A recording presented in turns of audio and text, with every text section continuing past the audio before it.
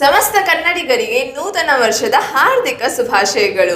Very happy new year 2024. ಪ್ರತಿ ವರ್ಷದ ಹಾಗೆ ಈ ವರ್ಷನೂ ಒಂದು ಹೊಸ ರೆಸಲ್ಯೂಷನ್ ಅಂತ ಮಾಡ್ಕೊಂಡಿರ್ತೀರಿ. ನಾವು ಸಹ ಮಾಡ್ಕೊಂಡಿದೀವಿ.